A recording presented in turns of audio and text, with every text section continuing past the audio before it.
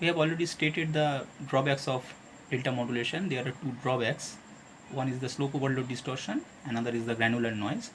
And to recover from these two problems, we said earlier that we have to use a technique called adaptive delta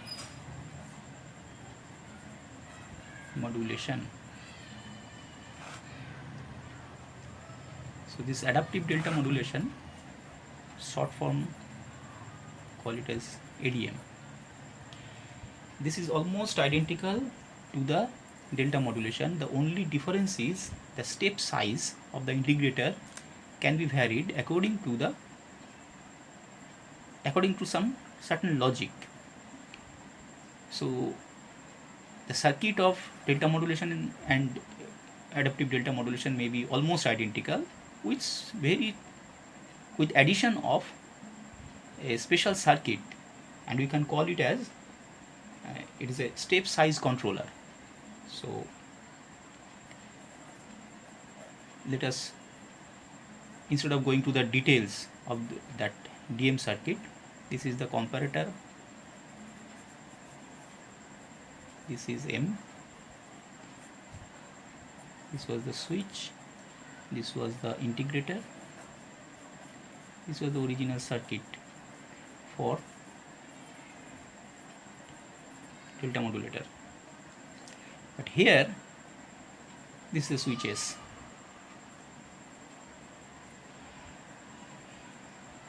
Here the new thing is a step size control.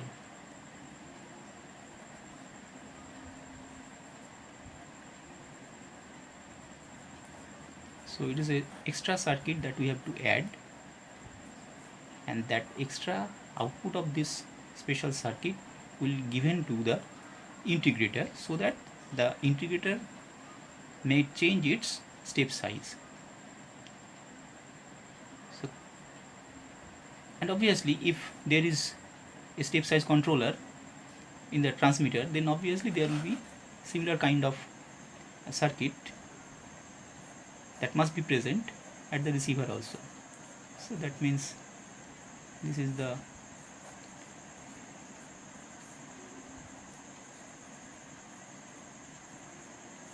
circuit for the delta modulator, demodulator rather. So here we will use the identical step size control.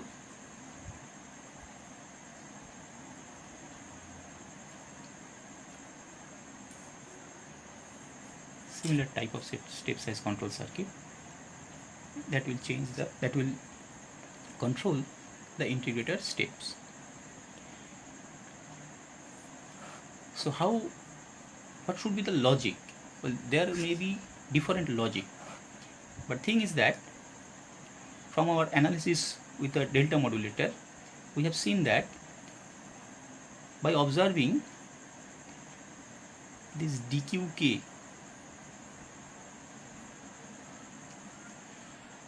we can get an idea what is the value or how the MT is changing. That means if we get successive positive spikes, that means this MT is increasing. Similarly, if we get successive negative spikes, that means MT is decreasing. And if we get alternate spikes, that means MT is almost flat. So from that we can have some idea how the step size can be controlled. But how it will be controlled, that's a different issue, and lot of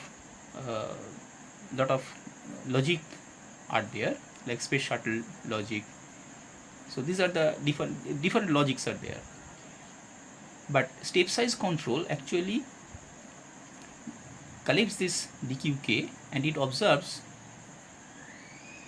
whether the previous bit, previous sample and the current sample are in the same direction or not, and depending on that, it tells the integrator to change its step size.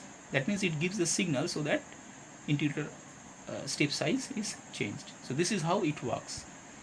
And since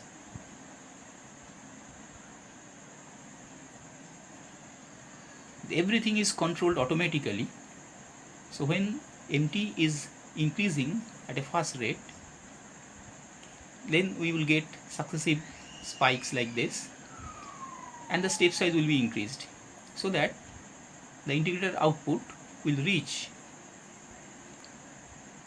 the actual signal at a faster rate. So this is how the step size will vary. Similarly, when the MT is flatter like this, so under this condition, this D will be something like this, maybe successive spikes with alternate spikes of positive and negative values. So under this condition, whenever we will see that we have change in polarity of the successively received dqk, then we can send the signal to the integrator that you can reduce the step size so that the granular noise becomes smaller like this. So in this way we can control the step size of the integrator to get rid of both the problems associated with the delta modulator, the slope overload distortion and the granular noise.